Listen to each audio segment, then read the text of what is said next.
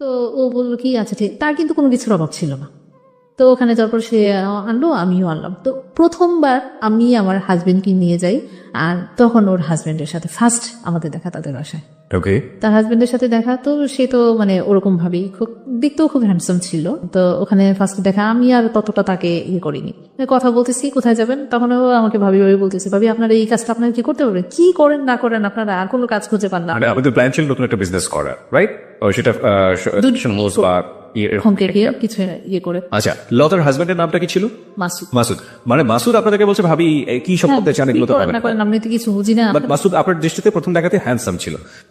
তারপর হলো কি যে তখন আমরা গেলাম, আমার হাজবেন্ড ওরা দুজন গেল বাইকে, আর আমরা রিক্সা করে ওইখানে গেলাম। তো ওখান থেকে দাদির সাথে কথাবার্তা বলে তারা উনি আমাদের পরের দিন আমাদের কিছু কাপড় চোপড় দিল, যেগুলো আপনারা করাই নিয়ে আসবেন। তো আস্তে আস্তে দেখা যায় সেই বেশি করতো, আমি এটাতে নিয়ে আমি এত লুক পাবো কোথায়, আমি কম রাখতাম, আমি নিজে করতাম। তারপরে আমার এখানে একটা মেয়ে ছিল, ওকে দিয়ে করাতাম। তো যাই হোক, এরকম করতে করতে এটাও শেষ পর্যন্ত দেখা যায় যে মানুষ ঠিক মতো করতো না, অনেক প্রেশার পড়ে যেত। তারপর আস্তে আস্তে এগুলো করতে করতে তাদের সাথে একটা সম্পর্ক তো ভালো হয়েই গেল। পরে আস্তে এই ব্যাপার নিয়ে লতার সাথে আমার অনেকদিন ধরে ফোনে যোগাযোগ নেই। কি ব্যাপার, ফোনে কথা বলতে একদিন ফোন দিলাম, ফোন দেওয়ার পরে তার হাজব্যান্ড ধরলো। ওকে, তার পার্সোনাল নাম্বার, হ্যাঁ নাম্বার ছিল না, তো ও ধরলো। মাসুদ ধরার পরে তো আমি বললাম যে লতা কোথায়, বললো যে কেন, ওর দরকার কি, বলতেছি একটু দরকার আছে। তো বলে যে আমার কাছে বলা যায় না, আমি কি আপনার কাছে কি বলবো, আমি ওকে একটু দেন। ও তো বাবার বাড়িতে চলে গেছে, আমাকে বাবার বাড়িতে চলে গেছে, ও তো কালকেও আসলো। তা বললো যে কত কিছু হয় আমাদের মধ্যে, তা বলে কি আমি কি আপনার সাথে কথা বলতে পারি। মাসুদ আপনাকে বলছি যে আপনার সঙ্গে কথা বলতে পারে কিনা। পারি কিনা। তখন আমি বললাম যে আপনি আমার সাথে কি একটু কথা বলবেন, না আপনাকে না, আপনার সাথে কথা বলতে ভালো লাগে, তো কথা বলতে ভালো লাগে, আপনাকে ভালো লাগে এসে। আমি কি উল্টাপাল্টা কথা বললেন ভাইয়া, আপনি এগুলো কি করছেন বলা আপনার মানায়। তারপরে বললো যে মানায় না কেন, আপনি এত কথা বলেন কেন, আমি যেটা বলতেছি আপনি একটু শুনলে সমস্যা কি। আমি সমস্যা কোনো কিছু না, কিন্তু এই কথাগুলো আমার শুনতে ভালো লাগে না, আমি এটা শুনতে চাই না। তো আমার কেন জানি প্রথম ফোনেই এই ধরনের কথাবার্তা। হ্যাঁ হ্যাঁ, তো আমি ভয় পেয়ে গেছিলাম। এই যে আপনারা দেখা করলেন, দেখা হওয়ার কতদিন পরে ফোনে কথা হচ্ছে? প্রায় 3-4 মাস পরে। 3-4 মাস পরে ফার্স্ট ফোনে আপনার সঙ্গে ভাবে কথা হচ্ছে। বলে আমি কি আপনার সাথে মানে আমি মানে শুধু এতটুকু বললাম, আমি কি আপনার সাথে কথা বলতে পারি।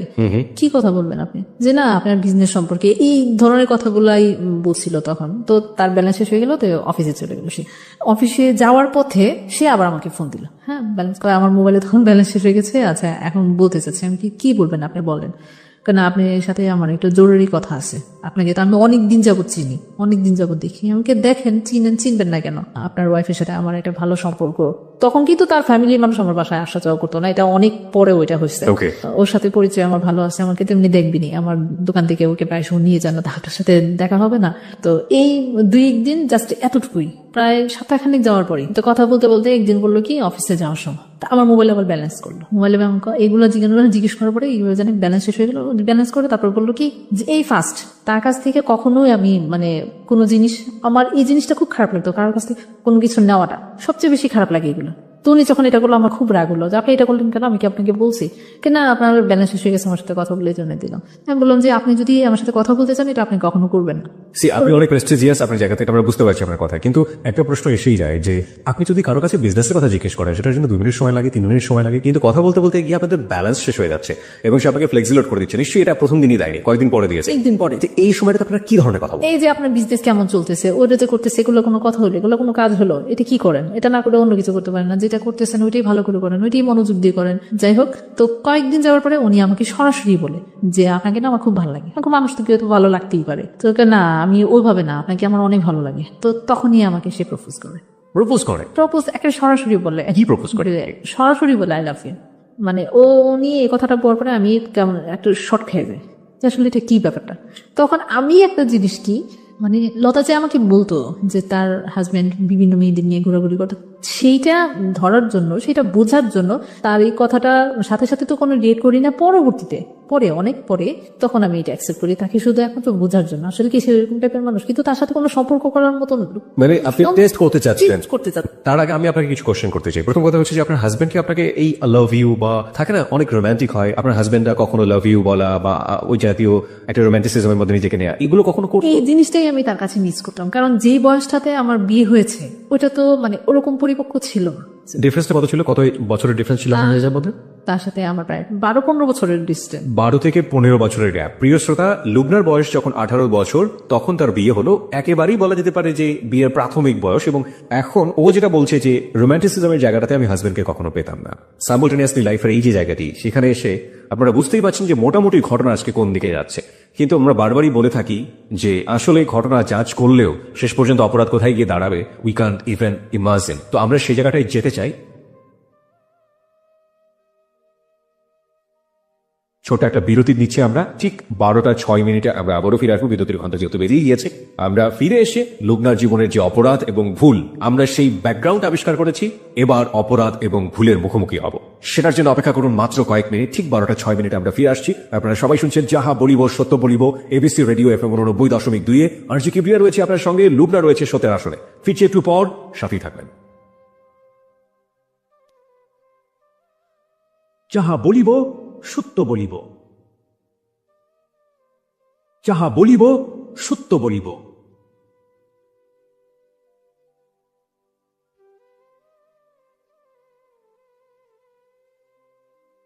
প্রিয় শ্রোতা, 12:06 হচ্ছে সময়। আমরা সংবাদের বিরতির পরপরই আবারও ফিরে এসেছি যাহা বলিব সত্য বলিবতে। আপনি শুনছেন আরজি কিবরিয়াকে, এবং আরজি কিবরিয়ার সঙ্গে রয়েছে আরজি কিবরিয়া টিম, আরজি সুমন ও সাউন্ড এডিটর মঞ্জু। এবং আমাদের সঙ্গে আজকে সত্যের আসনে রয়েছে লুবনা, তার জীবনের অপ্রিয় সত্যগুলো নিয়ে। অপ্রিয় সত্যের ব্যাকগ্রাউন্ড আমরা আবিষ্কার করেছি 11টা থেকে 12টার মধ্যে। এই পর্যায়ে আমরা একেবারে অপরাধ আর ভুলের মুখোমুখি হব। আর আপনাদের সবাইকে বলছি, আপনারা যদি লুবনাকে দেখতে চান, চলে আসতে পারেন আমাদের ফেসবুকে। আমাদের ফেসবুকের ঠিকানা facebook.com/ABC Radio FM 89.2। ওখানে গিয়ে আপনি যে লিঙ্কটা পাবেন, সেখানে লাইক দিলে আপনি সঙ্গে সঙ্গে এই ছবি দেখতে পাবেন এবং ওখানকার মেম্বার হয়ে যাবেন, আমাদের এবিসি রেডিওর মেম্বার হয়ে যাবেন। ওকে লুবনা, ফিরছি আপনার কাছে। আপনি যে জায়গাটিতে ছিলেন, যে আপনি এক ধরনের টেস্ট করতে চাইলেন যে আসলেই লতা সত্য বলেছিল কিনা, সেটার জন্য আপনি এগ্রি করে নিলেন যে okay I love you too, right? হ্যাঁ, তারপর অনেকদিন পরেই হয়েছিল। যাই হোক, আমার কাছ থেকে এটা অনেকদিন পরে ব্যাক করি। জি। তো এইভাবেই আমাদের দিন চলতে থেকে, কথা বলতে থাকি, ছেলে মেয়েদের নিয়ে কথা হয়। আর ও তখন বেশি বেশি লতাকে আমার দোকানে মানে পাঠাতো, মানে আসলেই সে নিয়ে যেতে পারবে, নিয়ে যাওয়ার ছিল আমাকে দেখে যেতে পারবে। ওকে। হ্যাঁ, তো আমাকে অনেক ফোর্স করতো মানে বাইরে যাওয়ার জন্য, চলো বেড়াই আসি, ঘুরে আসি। সে আবার লতার কাছ থেকে আমার ফ্যামিলি ব্যাকগ্রাউন্ডটা জানলো যে আমার হাজবেন্ড কিরকম এসে। তো আমি যেহেতু ওর কাছে সবকিছু বলতাম, তো ও যখন ওদের স্বাভাবিক সে এত কষ্ট থাকে, সে এরকম করে, এটা স্বাভাবিক আমাদের। উইকনেসটা সে জেনে গিয়েছে। হ্যাঁ, জেনে গিয়েছিল। Okay. জেনে যাওয়ার পরে এক তো আমাকে তার ভালো লাগে, তারপরে আবার সেই জিনিসগুলো জানতে পারলো, তার মধ্যে সে আমার প্রতি আরো বেশি দুর্বল হয়ে গেল। তো সে আমাকে বলার পরে অনেকদিন পরে আমি তাকে টেস্ট করানোর জন্য, তো আস্তে আস্তে তার সাথে কথা বলতে বলতে আমিও একসময় বললাম। তো ও আসতো, দেখতাম, মানে আমি প্রথম আগে তো যেতাম যে বান্ধবীর হাজবেন্ড, সালাম দিতাম, কথা বলতাম। তো ও আসলে সালাম দিতে, কথা বলতে কি ব্যাপার, মানে তখন সে থাকতো সাথে, তো ভালোভাবে কথা বলতাম। পরবর্তীতে যখন আমি এটা বলার পরে আমার ভয় লাগতো তার সামনে যেতে, মানে কেমন আনইজি ফিল করতাম, মানে খুব লজ্জাও লাগতো যে যাওয়াটা। যাই হোক, তো এইভাবে করতে করতে তো একদিন ফোনে বললাম যে কি ব্যাপার, আমি তো ওকে আনতে যাই, এটা তো তোমাকে দেখার জন্য। আমি বললাম যে দেখার জন্য, দেখা তো হবেই, দেখতে চান না?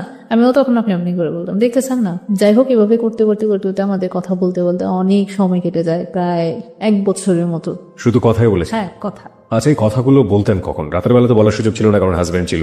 যখন দোকানে থাকতাম, দোকানের সময়টা বলতেন? অফিসে থাকতো। ওকে। তখন ফোন করতাম দিনের বেলাতেই? হ্যাঁ, দিনের বেলা। ওকে। আবার নটা শেষ করে কাছে থাকতাম, বাসায় যেতেন? হ্যাঁ, বান্ধবী মানে হ্যাঁ, 1 বছরের মধ্যে তাদের ফ্যামিলি ভাবে সম্পর্কটা এমন ভাবে হয়েছে, মানে নিজেদের রক্তের সম্পর্ক মনে হয় নিজেদের আত্মীয়তার মধ্যে। এর মধ্যে লতা আপনাকে কোনো সন্দেহ করে না? না, সে কখনোই আমাকে কোনো ব্যাপারে মানে সন্দেহ করতো না। এই যে একসাথে কথা বলতেছি, অনেক সময় দেখা যায় না যে ভালোবাসি আমরা একজন আরেকজনকে, এই যে কথা বলতেছি, অনেক সময় সে আমাকে একটা মানে আদরের ভঙ্গিতে একটা কথা বললো, কি গো তুমি কি, মানে একটু আদরের ভঙ্গিতে কথা বললো। তো তখন লতা নাই, ও তো মানে বিশ্বাস করে বিলিভ করে, ওই যে আমরা ড্রয়িং রুমে বসে আছি, টিভি দেখতেছি, যখন তাদের বাসায় গেলাম, বাসায় যাওয়া আসা শুরু হলো, ও যখন চলে যেত তখন ও এসে আমার হাতটা ধরতো বা কথা বলতো, এরকম মানে কথা বলতাম একজনের, মানে ওরকম ভাবেই কথা বলতো। মানে লতা পাশের রুমে থাকা অবস্থায় কাজটা হতো? হ্যাঁ, তো ওরকম ভাবে কোনো ওরকম খারাপ কোনো কথা ওর তখন আমাদের মধ্যে হতো না, ওরকম ভাবে না। আপনি যেটা বলছিলেন যে আপনি প্রথমে টেস্ট করার জন্য আপনি এগ্রি করে ফেলেন যে ঠিক আছে আমিও লাভ করি, কিন্তু 1 বছরের সম্পর্কের কথা বলছেন? 1 বছরের টার্গেটটা ওরকমই, তখনও কিন্তু ওরকমই ছিল। 1 বছর ধরে এরকম? হ্যাঁ, আমার টার্গেটটা আসলে আমি ওরকম ভাবে একটু স্ট্রংলি, মোটামুটি মানে একটু স্ট্রং ছিলাম। আর আরেকটা ব্যাপার হচ্ছে কি, যেহেতু আমি মেরিড পার্সন, আমার বাচ্চা আছে, হাজবেন্ড আছে, এগুলো নিয়ে কথা সবসময় এই মাথায় থাকতো, এটা যে আমি একটু কনফিউশন থেকে আমাদের শ্রোতাদেরকে দূরে নিয়ে আসতে চাই। প্রত্যেকটা সম্পর্কের একটা গোল থাকে।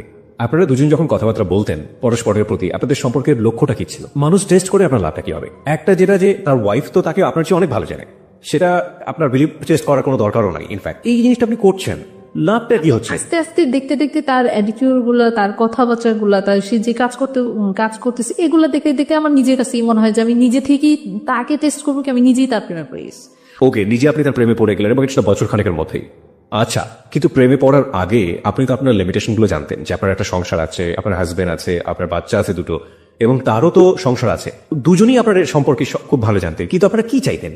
মানে কথা বলতে ভালো লাগতেছে, ভালোবাসতেছি, যা ভালো লাগছে আপনারা সেটা করে যাচ্ছেন। হ্যাঁ সেটাই কথা বলতে যাচ্ছি, মানে করে যাচ্ছি। ঠিক আছে, হয়তো আমি আমার হাজবেন্ডকে নিয়ে কখনো বেড়াতে যেতে পারতাম, সে কোথাও মানে 6-7 বছর ঢাকা থেকেছি, কোথাও নিয়ে যায় না, ছেলে মেয়েদের নিয়ে চলো একটু বেড়াতে যায়, এই জিনিসগুলো তার মধ্যে ছিল না। ওকে, ঠিক আছে, তো মাঝে মধ্যে যখন বলতো যে আজকে ফ্রি আছো চলো একটু বেড়াতে যাই, ও বলতো। ঘুরে আসে। হ্যাঁ, তো আমিও আচ্ছা, আপনিও কি কখনো জিজ্ঞেস করছেন তুমি তোমার ওয়াইফকে নিয়ে বেড়াতে নিয়ে যাও কিনা? আমার ভালো লাগে না। ও বলতো ভালো লাগে না। হ্যাঁ। ভেরি ভেরি ইম্পর্টেন্ট পয়েন্ট প্রিয় শ্রোতা, সেটা হচ্ছে যে ওনার কিন্তু বেড়ানোর অভ্যাসটা মনের মধ্যে আছে এবং সেটা আলটিমেটলি নিজের ওয়াইফের সাথে উনি প্র্যাকটিস করছেন না। কেন করছেন না সেটা অন্যরকম একটা ব্যাখ্যা থাকতে পারে। আচ্ছা, আপনার হাজবেন্ড যদি আপনাকে বেড়াতে নিয়ে যেত, বা আপনার হাজবেন্ড যদি আপনাকে ওই যে খুব রোমান্টিক একটা মোমেন্টে বলতো আমি তোমাকে অনেক ভালোবাসি, তাহলে কি এই মানুষটার আপনার জীবনে কোনো প্রয়োজন থাকতো? কোনো ঘটনাই ঘটতো না তখন, কোনো ঘটনাই ঘটতো না। ওরকম একটা প্রত্যেকটা মেয়ের জীবনে যেরকম চায়, হয়তো সম্পূর্ণ না, কিছুটা হলো। আর সবচেয়ে বড় কথা হলো কি, আমাদের যুগে মেয়েরা আমরা চাই যেটা, যে আমার হাজবেন্ডের টাকা পয়সা থাকবে, মানে ওরকম যেটা আমি চলতে পারি, কারো কাছে যেন হাত পাততে না হয়, ফ্যামিলির কাছে এরকম হাত পাতে কিন্তু কোনো মেয়েই চায় না যে বিয়ের পর আবার ফ্যামিলির কাছে হাত পাতা। তো এগুলাই কিন্তু আমাকে তার কাছ থেকে অনেক দূরে চলে নিয়ে। ওকে, তারপর কি হলো? বেড়াতে নিয়ে যেতে চান, তারপর বেড়াতে যেতাম, যেতেন আপনারা বেড়াতে? হ্যাঁ। কিভাবে ম্যানেজ করতেন? আমি ওই যে তখন আমার হাজবেন্ড থাকতো না, কাজে বলতো যে আমি ব্যবসার কাজে, হয়তো দেশে বাড়িতে থাকতো বেশিরভাগ সময় যেত। আবার আরেকটা জিনিসটা, আমি তাকে আসলে জিজ্ঞেস করতাম না তখন, মানে যখন তার সাথে আমি সম্পর্কে জড়াই যে তখন তো তার প্রতি আমার এতটা কেয়ার আর কোনো কিছুই লাগতো না। কি করতেছো না করতেছো, কি হইতেছে না হইতেছে, তারপরে তো সে তার একটা সন্দেহ ঢুকে গেলে কি ব্যাপার, সে এখন আগের মতো এরকম না, বাসায় তো হইচই করি না, কোনো কথা নাই, আমি আমার মতো চলতেছি, এটাই তার আরো বেশি লাগলো। তখন আস্তে আস্তে খালি উল্টাপাল্টা কথা বললো, শুরু করলো। এই যে মার্কেটে যাচ্ছি, মানে বিজনেসের কাজের জন্য মার্কেটে যাচ্ছি, এই মানে খুব বাজে বাজে কথা। আপনার হাজবেন্ড, আপনারা যেভাবে শুরু করলেন নতুন একটা জীবন বা নতুন একটা থিঙ্কিং, এখানে আমরা একটু ক্লিয়ার হতে চাই। লাইক আপনি ওর সাথে ঘুরতে যাচ্ছেন, সো ডেঞ্জার, খুবই বিপজ্জনক ব্যাপারটা, তাই না? কোথায় ঘুরতে যেতেন, কিভাবে করতেন? আমাদের ফার্স্টলি যাওয়া হলো মিরপুর বেড়িবাঁধে। মিরপুর বেড়িবাঁধে, হ্যাঁ। ওকে। মানে খুব সুন্দর একটা লোকেশন। আমি মানে আমার জীবনে কোথাও ঘুরতে যাওয়া মানে এই ফার্স্ট। আমার হাজবেন্ডের সাথে একবার গিয়েছিলাম সিলেটে। সে কি কোনো বাইক ছিল? হ্যাঁ, ওর বাইকে করে আপনি গেলেন বেড়িবাঁধে। ও ওয়াইফ তখন কোথায় থাকতো? তার ওয়াইফ বাসায় থাকতো। বাসায় থাকতো এবং ওয়াইফ জানতো যে ও অফিসে গেছে বা অন্য কোথাও গেছে। আপনার হাজবেন্ড জানতো যে আপনি আপনার বিজনেস নিয়ে ব্যস্ত আছি। সে ম্যাক্সিমাম সময় তখন সে ঢাকা থাকতো না যখন আমি যেতাম। হ্যাঁ, তখন আমার বাচ্চাদের অনেক সময় করতাম কি, ওর বাসায় বাচ্চাদের, আমার বান্ধবীর বাসায় বাচ্চারা, বান্ধবী বাচ্চা টেক কেয়ার করো, আমরা দুজন ডেটিং করে আসি। তো এরকম বেশি দিন হয় নাই, একবার হয়েছে এরকম। এটা আজকে শুনলে সে প্রচন্ড কষ্ট পাবে আমি জানি। তারপর তার সাথে ঘুরতে যেতাম, ভালো লাগতো, কথা বলতাম, ভালো লাগতো। এভাবেই করতে করতে আমাদের অনেক দিন পার হয়ে যায়। তো এর মধ্যে হলো কি, আমি অসুস্থ হয়ে যাই। আমার জন্ডিস ছিল একবার, হয়েছে ওর সাথে সম্পর্ক না হওয়ার আগে, আমি ফার্স্টলি যখন ঢাকায় আসি তখন। আর তারপরে হয়েছে তার সাথে রিলেশন হওয়ার পরে, অনেক পরে হয় এটা। একবারে অনেক কিছু ঘটনার মানে তার সাথে সম্পর্ক, রিলেশন, অনেক মানে ফিজিক্যালি রিলেশনও তার সাথে আমার হয়ে যায়। সেটা করেছে, আমাকে একদিন বললো যে চলো আজকে ইয়েতে যাবো, এয়ারপোর্টে, ফুটের দিকে, ওখানে। তো আমি বললাম যে ওখানে কি, ওখানে সুন্দর লোকেশন আছে, তোমার অনেক ভালো লাগবে। তো আমি তো তাকে প্রচন্ড বিলিভ করি, প্রচন্ড ভালোবাসি। তো ওখানে গেলাম, যাওয়ার পরে প্রচন্ড বৃষ্টি, অনেক বৃষ্টি। তো অনেক বৃষ্টির মধ্যে কোথায় যাব, মানে ভিজে দুজন একবারে কাক হয়ে গেছে, মানে এত বৃষ্টি। তো বললো কি যে এখানে ভালো হোটেল আছে, চলো আমরা একটু রেস্ট নেই। হ্যাঁ, রেস্ট তো দুজনের সম্মতিতে। আমাদেরও মানে খুব এমনিতেই তো সম্পর্ক খুব গভীর। তারপরও মানে যে এখন মনে হচ্ছিল, তখনকার মনে হচ্ছিল যে একবার মানে কোনো নেই, মানে তারও কোনো সংসার নেই, আমারও কোনো সংসার, আমরা দুজনকেই মানে দুজনের। হ্যাঁ, এরকমই একটা মনে হচ্ছিল। যাই হোক, ওখানে যাওয়ার পর তো হঠাৎ করে আমাদের মধ্যে একটা, যেহেতু দুজনই এক ভেজা, তারপর সামনাসামনি ভালোবাসার মানুষ, এর মধ্যেই আমাদের একটা রিলেশন হয়ে যায়। তারপরে আমার খুব গিল্টি ফিল হচ্ছিল তখন, মানে তার চেয়ে খারাপ মনে হয় যে আমার জীবনেও আমি এরকম খারাপ ফিল করিনি কখন, এত খারাপ লাগছে। তারপরে আমি তার সাথে অনেকক্ষণ কথাও বলিনি, তাহলে মানে আমরা দুজনের সাথে অনেকক্ষণ কথা বলিনি। তো সে আমার কাছে সরি বলছে যে আসলে এরকম একটা চিন্তাও করতে পারি নাই, তোমাকে আসলে আমি মন প্রাণ থেকে ভালোবাসি, কিন্তু এভাবে কখনো কোনো কিছু হবে এটা বা। যাই হোক, পরে ওখান থেকে চলে আসি, তার সাথে অনেকদিন আমাদের দুজনের মধ্যেই আবার 2-3 দিন যাবত কথাবার্তা হয় না। পরে আবার সেই ফোন দিল, তাই আস্তে আস্তে আস্তে আস্তে আবার কথা শুরু হলো। তখন এয়ারপোর্ট থেকেই মানে বেড়াতে যেতাম কম, অ্যাক্সিডেন্টলি কখনো যদি কোনো কিছু হয়। তো এর মধ্যে আবার কি যে আমি আমার হাজবেন্ডের সাথে যে কথাবার্তা বলি না আগের মতো এরকম না, আর তখন মনে হচ্ছে একটু আরো বেশি তার সাথে আমার সম্পর্কটা আরো খারাপ হয়ে গেল। হাজবেন্ডের সাথে? হ্যাঁ, হাজবেন্ডের সাথে আরো খারাপ হয়ে গেল। মানে একটা হচ্ছে যে মানুষ যখন আরেকটার প্রতি ভালোবাসা বা যে কোনো একটাতে পড়ে যায় তখন মনে হয় যে এই সমস্যাগুলো হয়। তো এতদিন পর্যন্ত জ্ঞান করে তার কোনো কিছু করতে পারি না, এখন আবার এরকম তার মধ্যে মানে কোনো কিছুই। আর সেই খুঁটিনাটি অনেক কিছু খুঁজতো, কারোর সাথে কথা বললে যদি আমার কোনো কাজিনরা ফোন দেয় কথা বলে, আবার ধরেন দোকানে অনেক মহিলারা আসে, অনেক সময় দেখা যায় কি তারা বাসায় গিয়ে কোনো একটা জিনিস প্রয়োজন করলো, তার হাজবেন্ড ফোন দিয়ে আমাকে ফোন করলো, এটা স্বাভাবিক হতেই পারে। তো যখনই কেউ যদি ফোন করতো সে আবার কন্টিনিউ আমার মোবাইল চেক করতো। হাজবেন্ড আপনাকে সন্দেহ করে শুরু করলো? হ্যাঁ, যখন আমার ফোন ইউজ করলাম, ফোন নিলাম আমি, তখন থেকেই তার এই জিনিসটা মানে খুব ইয়ে হয়েছে যে সন্দেহ করতো যে মানে তখন তুই তো খাড়ির মধ্যে চলে, তুই কোথায় গেছিলি, ওই যে এখানে গেছিস, ওই যে মার্কেটে যাস। অনেক সময় দেখা যাচ্ছে সে থাকে না, আমাকে মার্কেটে যেতে হয় একাই, কোনো কিছু প্রয়োজন করলো গিয়ে পুরুষ মানুষের সাথে গেছলে এই করতে, বাচ্চা বাচ্চা কথা বলতো, ঝগড়াঝাটি হতো, হ্যাঁ গায়ে হাত তুলতো, গায়ে হাত দিত। কি সে কন্টিনিউ তার একটা অভ্যাস ছিল কি একটা থাপ্পড় দেবে, মানে থাপ্পড়টাতে লাগতো অনেক, মানে এমন ভাবে গায়েগুলো হাত দিত কিন্তু এগুলো কারোর দেখানোর মতো না, বোঝানোর মতো না, কিন্তু আমি খুব মানে ব্যথা পেতাম, বলতাম যে অনেক সময় কান্নাও করতাম। আমি কি এইভাবে মানুষকে বাচ্চাদের সামনে কখনো এরকম করেছে? হ্যাঁ, বাচ্চাদের সামনে এগুলো নিজের বাচ্চাদের সামনে কিভাবে কথা বলতে হয় সেটাই কি জানে না। এই যে ব্যাপারটা যেটা আপনাদের মধ্যে সম্পর্ক ধীরে ধীরে ধীরে ধীরে হাতাহাতির পর্যায়ে চলে আসছে, এই সময়টাতে তো মাসুদ আপনার জীবনে একেবারে ওতপ্রোতভাবে জড়িয়ে গেছে। আমি যদি আপনাকে ফ্র্যাঙ্কলি আপনার কাছ থেকে জানতে চাই, আপনার জীবনে লাভ কি এটাই, মানে লাভ ফার্স্ট লাভ বলতে কি এই মাসুদই ছিল? এর আগে আপনি কোনো ছেলের সাথে প্রেমে পড়েননি? না, সুযোগই হয় না। একটা মেয়ে একটা ছেলেকে লাভ করছে যখন তার বেবি হয়ে গেছে, যখন তার সংসার হয়ে গেছে, তার আগে সুযোগ হয়নি কিংবা মন থেকে ফিলই করেনি। তার জীবনে ফার্স্ট লাভ, চিন্তা করে দেখুন, যারা এখানে শুনছেন যারা অনেকে ম্যাচিউর, তারা জানেন যে জীবনের প্রথম লাভের প্রতি, ভালোবাসার প্রতি এফেকশনটা কতটা তীব্র হয়।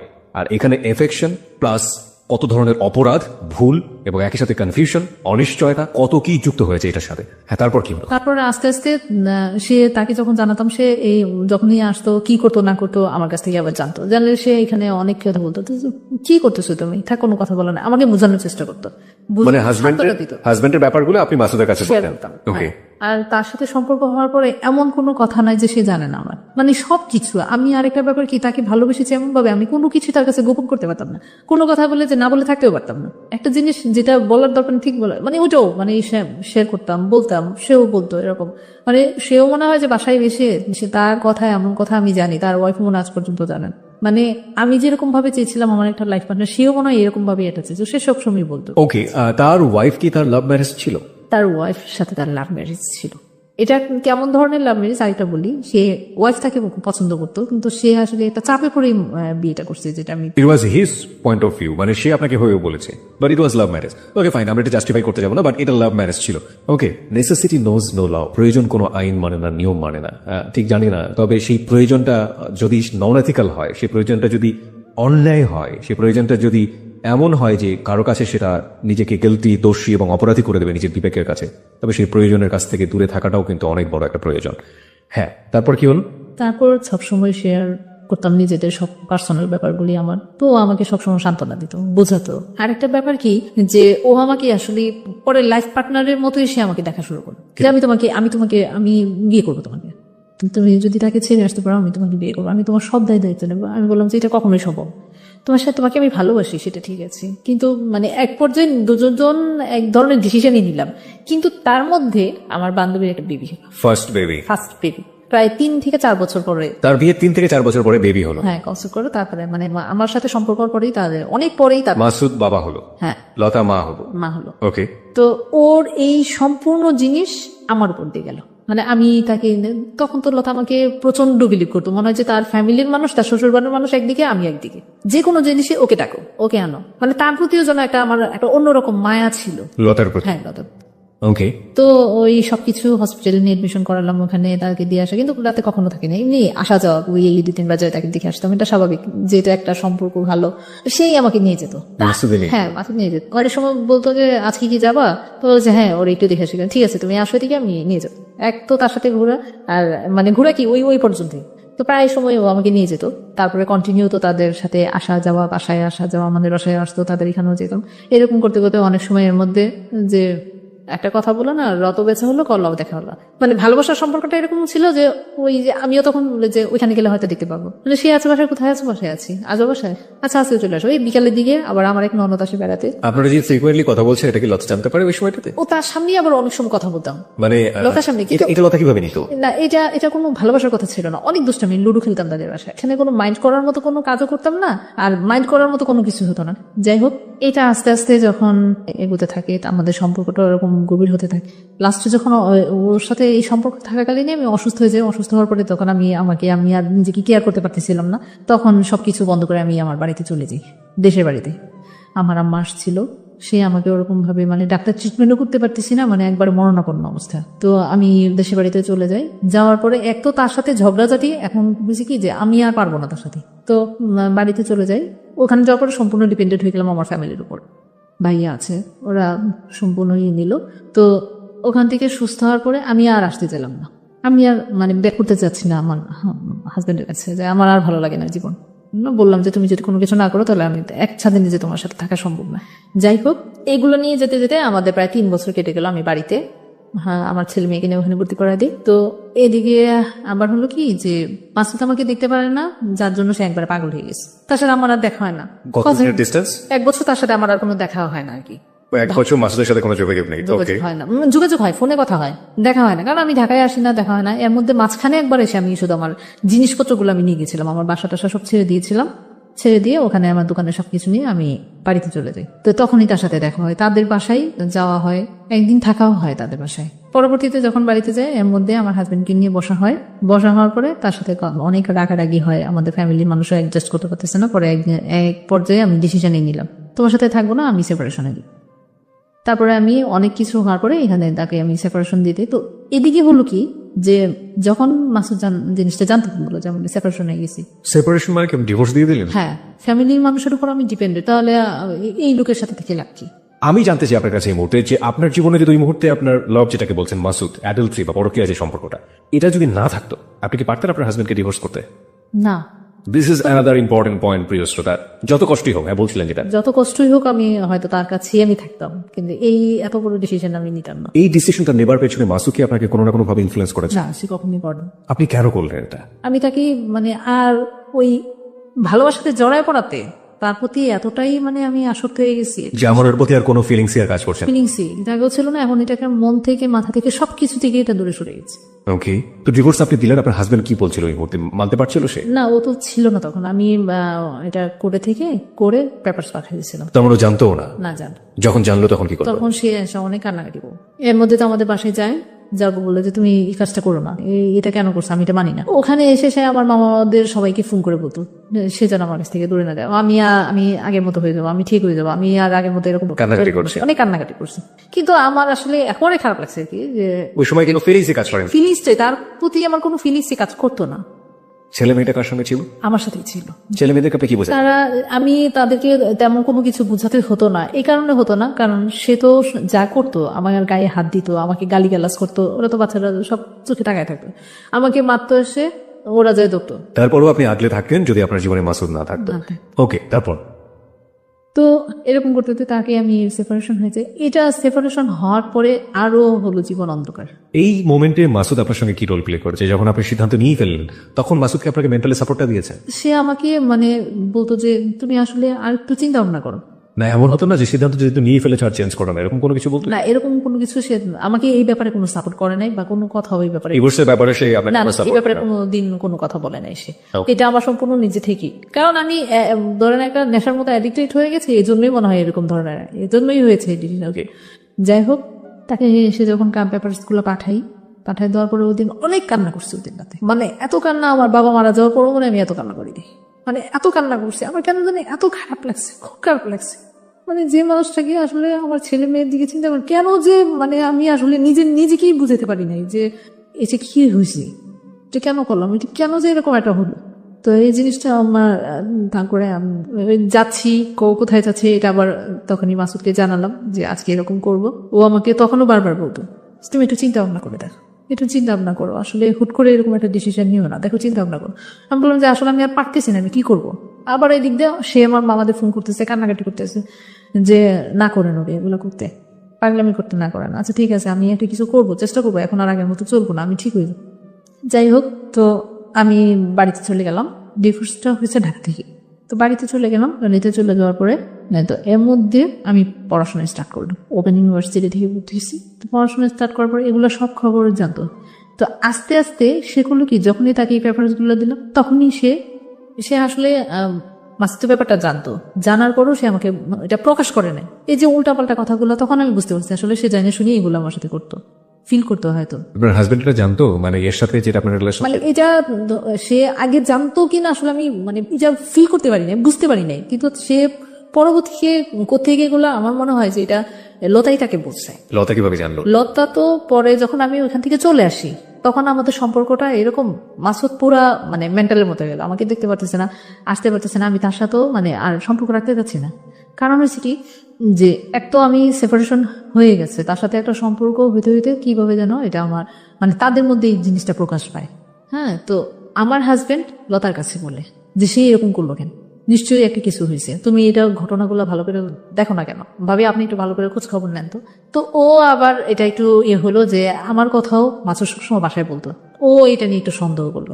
হ্যাঁ, আমি আরেকটা কথা বলতে চাই, সেটা হচ্ছে আমার ডিভোর্সের জন্য যেটা অত্যন্ত উৎপ্রুতভাবে জড়িত ছিল যে কারণটা, সেটা হলো যে সে আমাকে তো প্রচন্ড সন্দেহ করতো। জি, আপনার হাজবেন্ড? আমার হাজবেন্ড আমাকে প্রচন্ড সন্দেহ করতো। এই সন্দেহটা আরো বেশি প্রকোপ হলো যখন আমি বললাম যে তার সাথে আমি টোটালি যাবো না। তখনই সে করলো গিয়ে আমার বান্ধবীর সাথে যোগাযোগ করলো। বান্ধবীর সাথে যখন যোগাযোগ হলো, কথাবার্তা বললো, তখন বললো যে ভাবি আপনি একটু দেখেন না প্লিজ, আমাকে একটু সাহায্য করেন, সে কেন এরকম করতেছে। এই আস্তে আস্তে কথা ফুটতে ফুটতে তাদের মধ্যে এটা মাসুদের কথা থেকে এটা প্রকাশ পেল। মানে মাসুদি সবসময় আমার কথা বলে, আমার প্রশংসা, লতা? হ্যাঁ, লতার সামনে আমার প্রশংসা করে, আমার কথা বলে, এই করতে করতে মানে আর এদিক দিয়ে আমার সংসারের মধ্যে আমি পুরো সেপারেশন হয়ে যাচ্ছে। তার মানে ওদের অ্যাটিটিউডের মধ্যে আপনাদের দুজনের অ্যাটিটিউডই বুঝিয়ে দিয়েছে যে দুজনের ভিতরে এক ধরনের অন্যরকম সম্পর্ক আছে, এবং যেটার দ্বারা আপনার হাজবেন্ড আপনাকে রীতিমতো সন্দেহ করা শুরু করল। এদিকে লতাও কি ধরনের কোনো কিছু করা শুরু হ্যাঁ, করলো?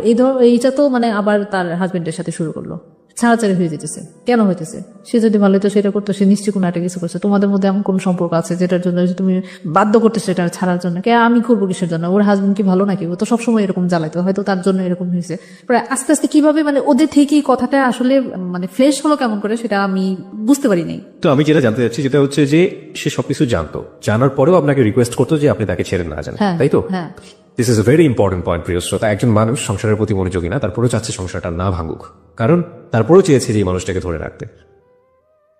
4 মিনিটের বিজ্ঞাপন বিরতির পর প্রিয় শ্রোতা আমরা আবারও ফিরে এসেছি যাহা বলিব সত্য বলিবতে।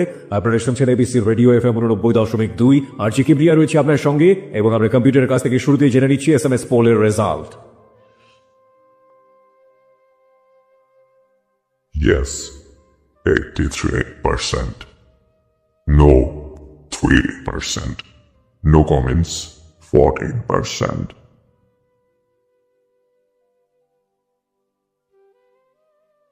কম্পিউটার বলছে 83% ইয়েস, 3% হচ্ছে নো, এবং 14% হচ্ছে নো কমেন্টস। আজকের এই অপ্রিয় সত্যের লেভেলটি আমাদের এই জায়গাটা থেকে, এবং আমরা বলতে পারি যাহা বলিব সত্য বলিবর ইতিহাসে প্রথম এমন একটা সোশ্যাল প্রবলেম নিয়ে আমরা আজকে কথা বলছি, যেখানে আমি লুবনাকে থ্যাঙ্কস দিব অবশ্যই, যে লুবনার মতো অনেকেই রয়েছেন এই সোসাইটিতে যারা এরকম ভুল করেন, এবং একই সাথে এই ভুলগুলোর পেছনে একটা শক্তিশালী ব্যাকগ্রাউন্ডে থাকে, যারা এই ভুলের দিকে ঠেলে দেন তারা অনেকেই আজকে সচেতন হবেন। অনেক হাজব্যান্ড এন্ড ওয়াইফ এখান থেকে অনেক কিছু শিখতে পারবেন, শুধু সন্দেহের জায়গাটুকু শিখবেন না। কারণ যে ফ্রেন্ডশিপের জায়গাতে এত বড় ধরনের অনৈতিক একটি সম্পর্কে জন্ম নিল, সেই ফ্রেন্ডশিপ শুধুমাত্র ফ্রেন্ডশিপও হতে পারে, সুতরাং ফ্রেন্ডশিপটাকে সন্দেহ করার কোনো সুযোগ নেই। আমরা ফিরতে চাই লুবনার কাছে, তবে তার আগে বলতে চাই যদি ওকে দেখতে চান চলে আসতে পারেন আমাদের ফেসবুকে ঠিকানা facebook.com/ABC Radio FM 89.2। আবার বলছি facebook.com/ABC Radio FM 89.2। ওখানে গিয়ে লাইক দেবার সঙ্গে সঙ্গে আপনি যাহা বলিব সত্য বলিবর মেম্বার হয়ে যাবেন। এবং প্রিয় শ্রোতা, আজকে এক্সপার্ট প্যানেল থেকে আমাদের সঙ্গে রয়েছেন ডক্টর তাজুল ইসলাম, যিনি জাতীয় মানসিক স্বাস্থ্য ইনস্টিটিউটের অ্যাসোসিয়েট প্রফেসর। তিনি পুরো অনুষ্ঠানটি শুনছেন, শেষে গিয়ে তিনি তার মূল্যবান মতামত আমাদেরকে জানিয়ে দেবেন। লুবনা, আপনার কাছে ফিরে আবারও, তারপর কি হলো? সেই কথাগুলো জানার পরে আমার ফ্যামিলিতে আস্তে আস্তে বলা শুরু করলো। আপনার হাজব্যান্ড? হ্যাঁ, আমার হাজবেন্ড। তখন তোর হাজব্যান্ড নেই, আছে কি? এইটা শোনানোর পরেই তাকে সেপারেশন করা। জানানোর পরে? জানানোর পরে এটা জানলো আমার ভাবি, জানলো, তারপরে মামাদের বাড়িতে সবাই। এখানে আরেকটা কথা বলতে কি, আপনি তখন কিভাবে ব্যাকআপ দিতেন? আপনি আপনি নিজের পক্ষে কি বলতেন তখন? আপনাকে চার্জ করতো নাকি অন্য হ্যাঁ, ফ্যামিলিতে? আর না, আমাকে কেউ জিজ্ঞেস করতো না, কারণ আমার ভাইয়ের বউ, এটা হলো আমাদের রিলেটিভের মধ্যে হয়েছে, আমার ভাই বিয়ে করছে, আমার খালাতো বোন, ও আমার ছোট ছিল, যার জন্য আমাকে এসে কোনো কিছু জিজ্ঞেস করতো না, আপা এরকম নাকি হয়েছে, মানে এরকম কোনো কিছু বলতো না, কেউ কোনো কথা বলতো না। কিন্তু আমি নিজে নিজে খুব খারাপ লাগতে লাগলো, যে সবার চোখে সবাই জানে জিনিসটা, আমার কাছে খুব খারাপ লাগতে লাগলো। আরো রটছে যে সে মানে আমাদের দেশের বাড়িতে চলে গেছে। আমি যখন তার সাথে এইটা কথা রটার পরে তার সাথে টোটালি কথা বলা বন্ধ করে দিচ্ছি, মানে এই মাসুদের সাথে? ওকে, যোগাযোগ বন্ধ করে দিচ্ছি। যে না, আমি হয়তো একটা সম্পর্ক তখন থেকেই আমার খারাপ লাগা শুরু করলো কি, যে আসলে মানে সবার আগে আসছে বান্ধবীর হাজবেন্ড, যার জন্য জিনিসটা মানে আমার মানে এতভাবে আমার হার্টে যায় লাগছে যা কল্পনার বাইরে। এখন যদি কোনো কিছু ঘটে তাহলে বলবো যে বান্ধবীর হাজবেন্ডের সাথে সম্পর্ক ছিল বিদায় তাকে ছাড়ছে। আর এমনিতেই তো এই কথাটা তো ভালো বলবে না কেউ, ভালো মেয়ে তো বলবেই না। যাই হোক, তো আমি চিন্তা করলাম কি যে এখন যদি আমি আসলে এটাতে যাই, এক তো এটা এত বড় একটা খারাপ হবে যা আমি আর মানতে পারতেছিলাম না। তো পরবর্তীতে তার সাথে আমি যোগাযোগ করা একবার টোটালি বন্ধ করে দিই। সে তো একবারে মানে একবার পাগলের মতো হয়ে গেছে। ওর ওয়াইফকে বলতেছে যে তুমি একটু ফোন করে বলো, তুমি যদি ফোন করে বলো তাহলে সে আমার সাথে কথা বলবে, নিলে কথা বলবে না। সে আমাকে ফোন করলো, বলে যে তুমি একটু ওর সাথে কথা বলো, তুমি জানো না তার অবস্থা এত, সে মানে কিরকম কষ্টে সে ছিল, যার জন্য তার ওয়াইফ আমাকে ফোন করে বললো যে তুমি তার সাথে একটু কথা বলো। তো এর আগে আমি কেন আরো তার প্রতি হলাম, তার ওয়াইফ আমাকে একবার ফোন করে বললো, আমার বান্ধবী আমাকে ফোন করে বললো কি যে তোমার কাছে আমি তার জীবন ভিক্ষা চাচ্ছি। ও মাই গড। হ্যাঁ, যে আসলে সে এতটা তোমার প্রতি উইক হয়ে গেছে, তোমাদের মধ্যে এরকম সম্পর্ক, তুমি তাকে ভুলে যাও, তাকে ছেড়ে দাও। তো তখন আমি তার সাথে আসলে এই কথাটা সে আমাকে বলার পর আমি তার কোনো কথাই বলতে পারিনি। আমার যে এত কান্না পাইছে, আমি তাকে বললাম যে তখন যে তুমি কোনো চিন্তা করো না। এই কথাটা সে আমাকে বলার পর আর বললো যে আমি তোমার কাছে তার জীবন ভিক্ষা চাচ্ছি, আমি তাকে অনেক ভালোবাসি, আমার একটা মেয়ে আছে, তুমি ওর জীবন থেকে সরে যাও, তুমি তার সাথে যোগাযোগ, সে যত কিছুই করো তুমি তার সাথে কথা বলো না, ফোন করো না, কথা বললো না। আমার তো তখন প্রচন্ড কষ্ট হচ্ছিল। তখন আমি বললাম যে আমি চেষ্টা করবো, আমি আসলে তখন থেকে বললাম যে আমি আসলে তোমার সংসার ভাঙতে চাইও না। কিন্তু তাকে আমরা দুজনকে অনেক ভালোবাসতাম। আসলে এটা এতটুকু পর্যন্ত কেন জড়ালো, কিভাবে জড়ালো, আসলে নিজেরও বুঝতে পারিনি। আপনার কখনো এরকম মনে হয় না যে লতার কাছ থেকে আপনার কিছুটা হলো শেখার আছে? আমি জানি যে আপনি অনেক হার্ড রিলেটিভ ফেস করছেন এবং আপনার সঙ্গে যা হচ্ছে সেটা অন্যায় সাংসারিক ভাবে, কিন্তু লতার সঙ্গেও তো একই কাজই হচ্ছে। তারপরে তো লতা তার হাজবেন্ডকে ছাড়েনি। সে ছাড়েনি। এবং আপনার দুটো সন্তান, একটা ছেলে একটা মেয়ে। ঠিক আছে, আপনি একটু বলবেন আমাকে যে মাসুদ আপনাদের গ্রামে চলে আসলো আপনার সঙ্গে দেখা করার জন্য, ক্রেজি হয়ে দেখা করিনি। হ্যাঁ, আসছে এবং লোকজন দেখেছে তাকে। হ্যাঁ, লোকজন দেখেছে এবং সে কারো কাছে কোনো কিছু বলেনি। আর আমার ভাবি তো চিনে তাকে, আমার ভাবি চিনে। সে যখন আমাদের বাসায় আশেপাশে ঘুরতেছে সে দেখছে, দেখা সেটা তো সে ভাইয়াকে সব বলছে। কিন্তু ভাইয়া আমি মানে ও আমাকে কোনো ব্যাপার কোনো কথাই বলতে চাচ্ছে না। সে আমার দিকটাই দেখতেছে যে আমি কি করি, আমি তখন কি করব, কি করতে চাচ্ছি, কি করতেছি, সেটাই সে দেখতেছে। তা আমি বললাম যে না, আমি তার সাথে দেখা করবো না। যখন এই কথাটা গিয়ে বললো যে সে দেখা করবে না, তখন সে চলে গেল। সে অনেকক্ষণ আমাদের এলাকায় ছিল, কথা বলার পরও তারপরে সে চলে গেল। অনেক রাতে বাসায় এসে পৌঁছার পরে এই যে ফোন দিতেছে, আমি আর ফোন রিসিভ করি। তো একবার আমার খুব খারাপ লাগলো রাতে, তখন আমি তার ফোন রিসিভ করলাম। ও খুব কান্না করতেছে যে তুমি এই কাজটা কেন করলো, তুমি আমার সাথে দেখা করলো না। তখন আমি বললাম যে তুমি কেন আসছো এখানে, আর তুমি বুঝো না আমি তোমার সাথে কেন যোগাযোগ করি না, কেন কথা বলি না। মানে আমি তখন চাচ্ছিলাম যে তার সাথে ওর জন্য, আমার বান্ধবীর কথাগুলোর জন্য আমার এই প্রতি আরো বেশি গিলটি ফিল হতে লাগলো, তার প্রতি আমার এতটাই কষ্ট লাগলো। আসলে আমি এটা কি করলাম। এদিক দিয়ে আমার বাড়িতে আরেকটা সমস্যা হলো কি, এই কথাগুলো জানার পরে ফ্যামিলিতে তো কেউ কোনো কিছু আমাকে বলেনি। আপাদুল্লাহ ভাই এগুলো নিয়ে আমার সাথে খুব রাগারাগি করেছে, অনেক কিছুই বলেছে। তা আমি আমার যেটা অন্যায় সেটা আমি স্বীকার করবো। এখন এমনকি কেউ যদি আমাকে কোনো কিছু বলে আমি কোন কথা বলি না, যতটুকু বলার কারো মানে ইচ্ছা, তার ক্ষোভটা সে প্রকাশ করে নাকি, কারণ আমি তো অন্যায় করেছি, এই জন্যই আমাকে বকতেছে। এই জন্য আমি কারোর কোনো কথাও বলিনি, কোনো শব্দ মানে কেউ কোনো প্রতিবাদ করিনি কোনো কথার। তো এদিক দিয়ে আমার বাড়িতে থাকাটা যেটা আমার দ্বিতীয় যে পর্যায়টা ওইটা এসে দাঁড়ালো, সেটার কারণ হলো আমার ভাইয়ের ওয়াইফ। এটা অনেকদিন আমি দুটো বেবি নিয়ে ওখানে ছিলাম। এইটাই পরবর্তীতে তাদের একটা, তারপরে আবার আমার হাজবেন্ডকে তখন ডিভোর্স দিয়ে দিই। ওগুলা কথাবার্তা নিয়ে অনেক হওয়ার পরে তারপরে ডিভোর্স পাওয়া অবস্থায় আপনার হাজবেন্ড এসে কান্নাকাটি করে আপনার কাছে যে ডিভোর্স করবো। হ্যাঁ, ফোন করছিল, হ্যাঁ ফোন করে কথাবার্তা বলে। এরপরেই কিন্তু মাসুদ আসে। ডিভোর্সের পরে ডিভোর্সের পরে মাসুদ আমাদের দেশের বাড়িতে যায়, অনেক করবে। তখন আমার খুব খারাপ লাগছে। আসলে আমি তারপরেই আমার বান্ধবী আমার সাথে যোগাযোগ করে, আমার সাথে কান্নাকাটি করে। তখন আমি চিন্তা করলাম যে আসলে এটা কোনোদিনও সম্ভব না। আমার হাজবেন্ডকে ছাড়ার পরে মনে হয় আমি এটা এমন ভাবে ফিল করছি যে আসলে ওই কাজটা করাটাও আমার ভুল ছিল, মাসুদের সাথে সম্পর্কটা এইভাবে হওয়া ভুল ছিল, এবং আমি আমার হাজবেন্ডকে ছাড়াটাও প্রচন্ড ভুল ছিল, কারণ আমরা কোনোটাই কোনো কিছু করতে পারবো না। না আমি তার কাছে কোনোদিন ব্যাক করতে পারবো মাসুদের জীবনে, আর তাকে আমি কখনো মানে মাসুদকে আমি কোনোদিনও আপন করে পাবো না। কতদিনের সম্পর্ক আপনাদের? প্রায় 3 বছর। 3 বছর ধরে এই ধরনের অ্যাফেকশন, ইলিউশন বা লাভ, হোয়াটএভার ইট ইজ, যেটাই বলি না কেন, সেটার মধ্যে একবারের জন্য মনে হয়নি এই কথাটা? যখন সবকিছু শেষ হয়ে গেছে তখন গিয়ে মনে হলো? তখন এই জিনিসটা মনে হলো, তখন মনেও হলো। আবার আমার ফ্যামিলি প্রেশার বলতে কি, যে আমার ভাবি একটা যে কোনো জিনিসেই পরে দেখা গেল যে আমি তার সামনে করে ফিরে যাবো না, তাকে ছাড়া দিছি, ছাড়াছাড়ি হয়ে গেছে, এই তার মানে এক ধরনের মেন্টালিটি, একটা খারাপ পজিশন চলে গেল আমার সাথে সম্পর্ক। প্রথম খুব ভালো ছিলেন, মানে আমরা কখনো কল্পনা করি না যে আমাদের মধ্যে এক তো ছোট, আমার ছোট, আমি তাকে প্রীতি করে বলি, এখনো প্রীতি করে বলি, তো এরকম কোনো ইয়ে হয়তো সে উল্টাপাল্টা ভাইয়ের কাছে লাগানো শুরু করলো। ভাই এমনি কোনো কথা বলে না বিদেশি কিছু কিছু জিনিস নিয়ে আমার সাথে মানে সংসারের মধ্যে একটা অশান্তির সৃষ্টি হয়ে গেল বিশাল। যে কোনো ছোটখাটো জিনিস নিয়ে কে করছে, সে করছে, কি করছে, ও করছে, মানে এগুলো নিয়ে মানে এতটা, মানে আপনি যেখানে থাকলেন সেখানে সাংসারিক একটা অশান্তি তৈরি হলো, অশান্তির সৃষ্টি হলো, মায়ের বিচার কোনো মাটি নেই, সোজা কথায় যেটা বলে। মানে একবারে দেয়ালে পিঠ থেকে গেছে, মানে এরকম সিচুয়েশন খারাপ হলো, যার পরবর্তীতে বাদ দিল। তো আমি তো ওরকম কোনো করতেও পারবো না, ওখানে চাচ্ছিলাম যে বিজনেসটা ওখানে দেওয়ার জন্য, কিন্তু ওই করলো কি, যে আমি বললাম যে আমাদের মার্কেটে আমাকে একটা দোকান দিলাম, এখানে একটা শুরু করি, সে করলো কি, দিল না। যাই হোক, আর এদিকে তো লতা ঢাকায় অনেক কিছু করলো, অনেক কিছু মানে সবার কাছে বললো, আর সে তো তার হাজবেন্ড একদম অ্যাডিক্টেড হয়ে গেছে। আমি যখন তার সাথে কথা বলি না, সে এখান থেকে একবার দেখা করি নেই, তো এখান থেকে গিয়ে নাকি সে ড্রিঙ্কস করছে তার বন্ধু বান্ধব নিয়ে, তারপর সে নাকি হসপিটালও ছিল।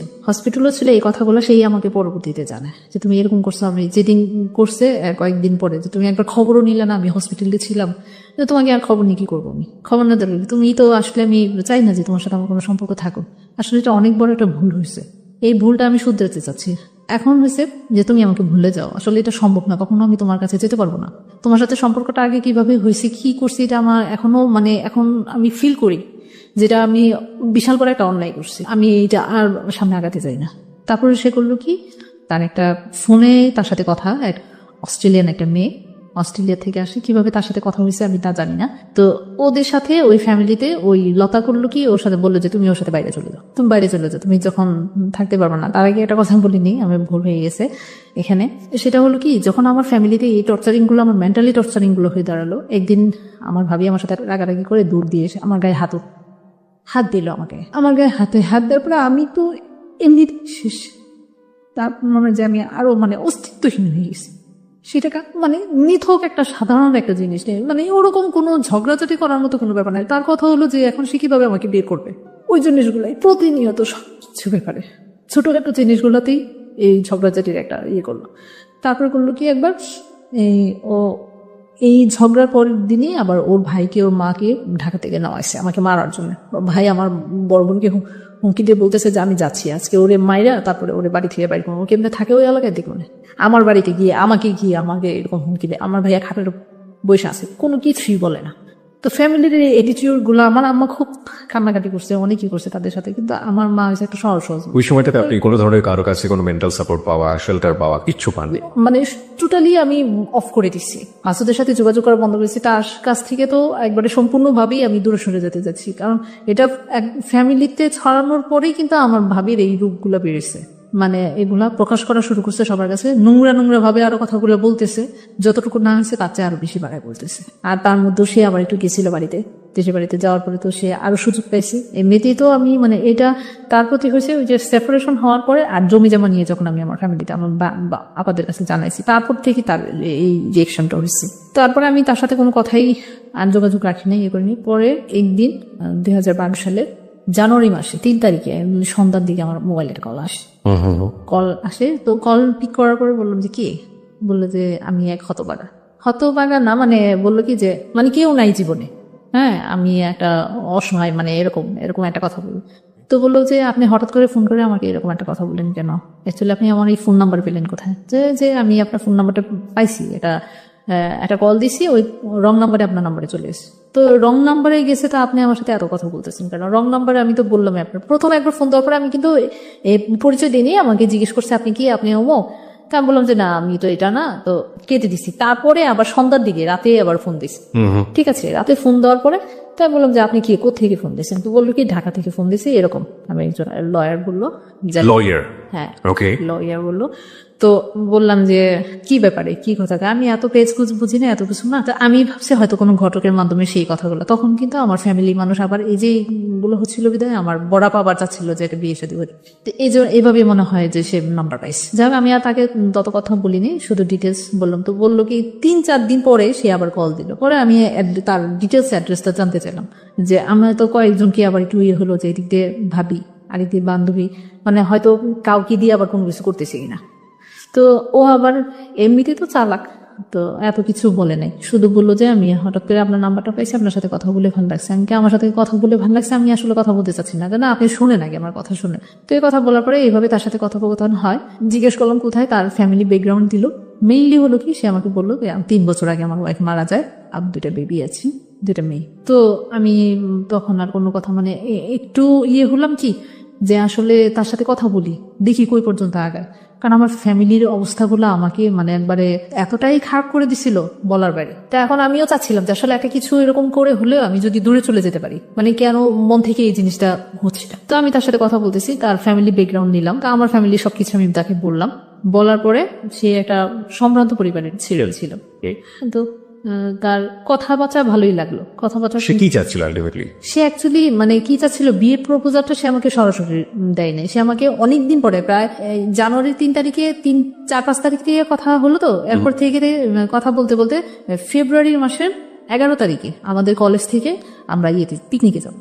তো পিকনিকে যাবো, তো ও তখন বললো কি যে আমাদের এলাকাটা তো একটা পিকনিক স্পট, আমাদের বাড়ি। কলেজ থেকে পিকনিকে যাবেন মানে? আপনি তো তখন পড়ছেন না? হ্যাঁ, আমি তখন উন্মুক্ততে ভর্তি হলাম। তখন আপনার উন্মুক্ততে ভর্তি হয়েছিল? ওকে ফাইন, হ্যাঁ, উন্মুক্ত থেকে আমি ওখান থেকে পিকনিকে যাবেন। হ্যাঁ, তো আমি বললাম যে তো একটা কাজ করো, তোমরা যেহেতু যাবাই, তোমরা তখন আমাদের মধ্যে একবারে ফ্রিলি কথাবার্তা হচ্ছে, কারণ তার ফ্যামিলির সব ব্যাকগ্রাউন্ড আমি জানতে পারছি, সে আমার কথাও সবকিছু জানছে। আমিও তাকে কোনো কিছু লুকাইনি যে আমার এরকম হাজবেন্ড ছিল, আমার এই অবস্থা হয়েছে, আমি এখন এই পরিস্থিতিতে আছি, মানে এটা অনেক পরে। অল থিংস ডিটেল, মানে আপনি আমাকে যেটা বললেন বা আজকে জেবিএসবিতে যা বলছেন সব বলেছেন? হ্যাঁ, সব বলছি তাকে। ওকে, তার ফ্যামিলিগত ভাবে চাচ্ছি তাকে বিয়ে করার জন্য, কিন্তু সে চাচ্ছিল কি যে আমি এমন একটা মেয়েকে বিয়ে করবো যার বাচ্চা কাচ্চা আছে, এরকম একটা মেয়েকে বিয়ে করতে। ওকে, তারপরে তার সাথে কথা হলো।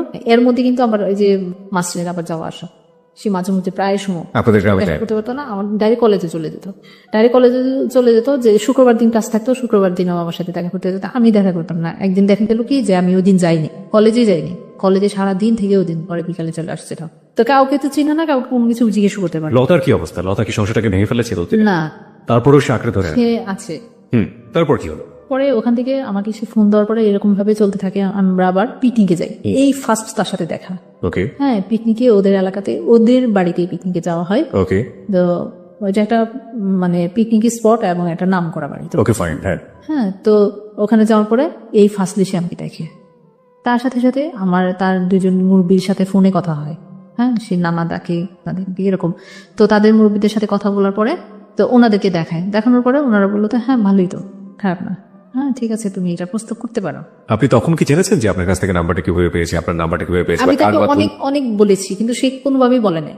আচ্ছা, হ্যাঁ, তো আমি বললাম যে কিভাবে, বললো যে এমনি রং নাম্বারে চলে গেছে। সে আমাকে প্রথম ফোনটা করিয়ে একটা অন্য নামে ডাক দিল। ওকে ফাইন, সেটা তো আমরা প্রথমে বুঝেছি, কিন্তু পরবর্তীতে গিয়ে নিশ্চয়ই আপনি আবিষ্কার করতে পেরেছেন। এটা বিয়ের পরে আবিষ্কার করতে, মানে লেটস আপনি বিয়ে করলেন, কতদিন পরে বিয়ে করেছিলেন? মানে জানুয়ারির 3 তারিখে তো তার থেকে কথা শুরু হয়।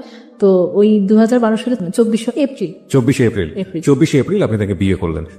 এবং আপনি বোন থেকে কি তাকে রিসিভ করেছিলেন নাকি শুধু একমাত্র ফ্যামিলির এই টর্চারিং এর কারণে আমি ফ্যামিলি থেকে বাঁচতে চাইছিলাম, যে আসলে আমার এখানে আর থাকাটাই অসম্ভব হয়ে পড়ছে। এবং যে কারণে আপনি বিয়েটা হ্যাঁ, করলেন? তারপরে আমি এই প্রস্তাবটা যখন সে আমাকে প্রায় 3-4 মাস পরে সে আমাকে প্রস্তাব দেয় যে আমি আসলে একই লাইনে আছি, আমাদের যেহেতু নাই, আমার ওয়াইফ তো আমাকে তো বিয়ে করাবি, আর তোমাকে তার এইভাবে রাখবে না, তোমাকে তো বিয়ে দিবে, ঠিক আছে। আমাকে দেখানোর পরে সে আমাকে প্রস্তাবটা দিল। তা আমি বললাম কি যে এইভাবে তো আর হয় না, আপনি একটা কাজ করেন, আপনি আমাদের বাড়ি ঘরে এসে দেখে যান। ওকে, হ্যাঁ, আমি যখন তাদের এখানে গেলাম ওইটা দেখার পর দেখি যে আমরা ওই তুলনায় কোনো কিছুই না।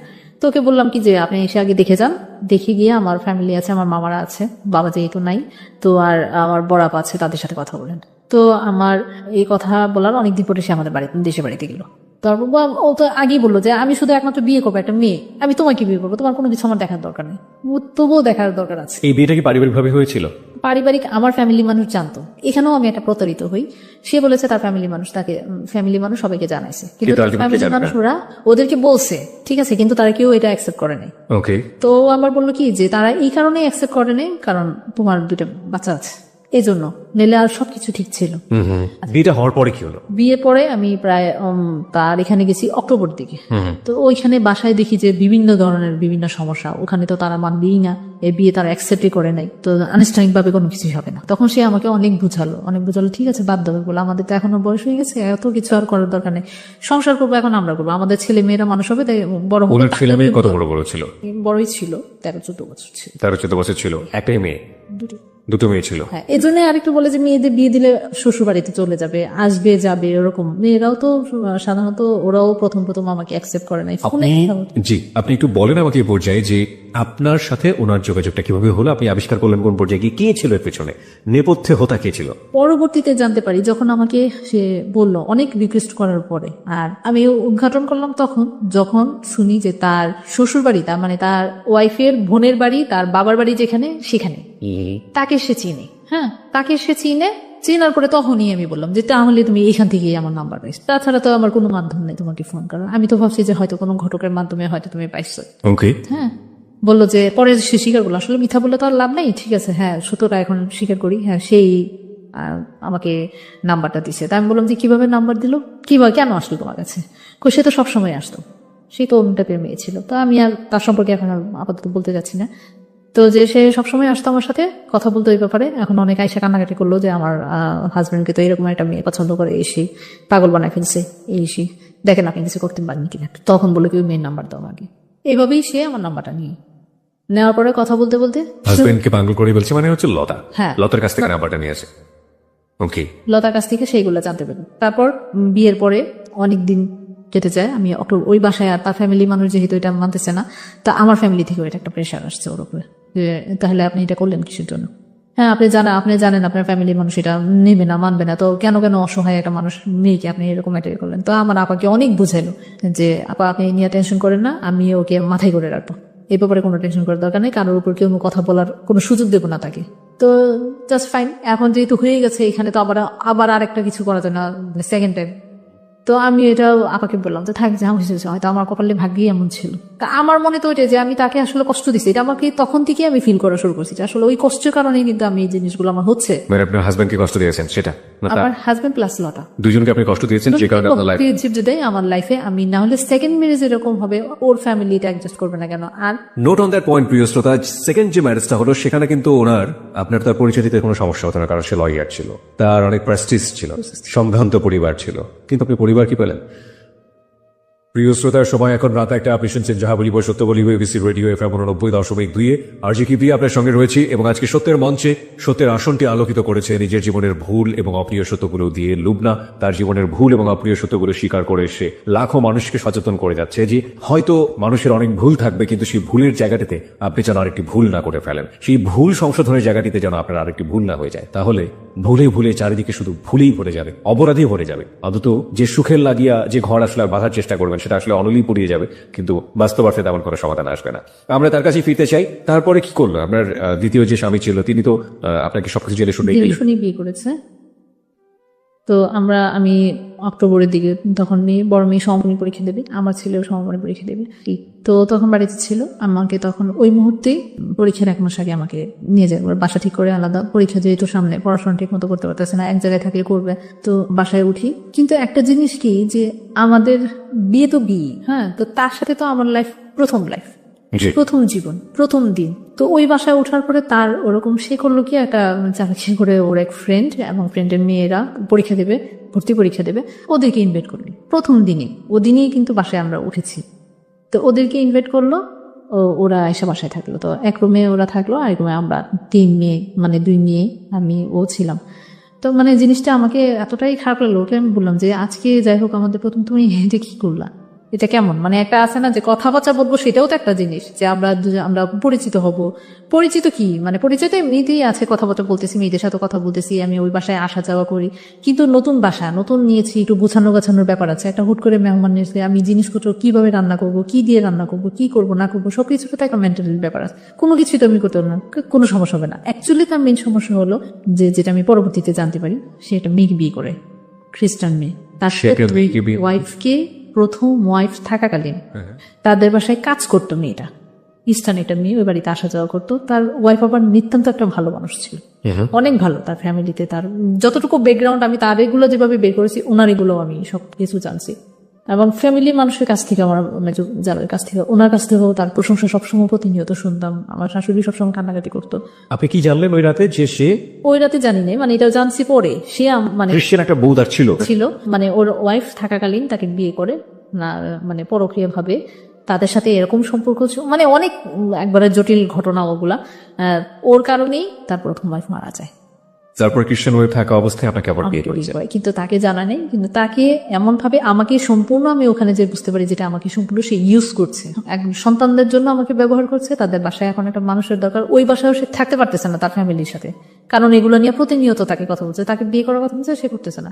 ওই যে এমন একটা কাকে বিয়ে করার কথা বলছে? মানে আমার সেকেন্ড হাজবেন্ডকে।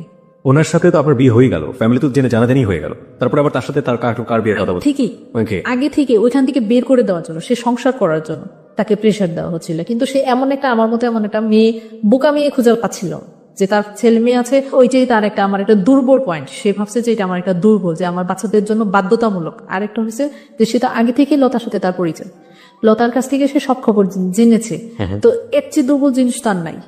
আলটিমেটলি আপনার গৃহ পরিচারিকা যেটাকে বলে, এক ধরনের সার্ভ করার একটা মানুষ দরকার ছিল, সেভাবে আপনাকে নিয়ে গেছে। ওকে, তারপর কি হলো? ওখানে আস্তে আস্তে মানে সবার সাথে পরিচয় করা দিচ্ছে, জানাচ্ছে। কিন্তু এদিক দিয়ে দেখা যায় কি যে সে বাসায় যদি, ঢাকায় যদি থাকতেছে 2 দিন, 3 দিন সে দেশে থাকতেছে। কি ব্যাপার, আমি এখানে নতুন আসলাম, আমি চিনি না জানি না। তুমি মানে একটা আছে না যে একটা ভালোবাসার ওরকম কোনো কিছুই তার কাছে পাচ্ছিলাম না।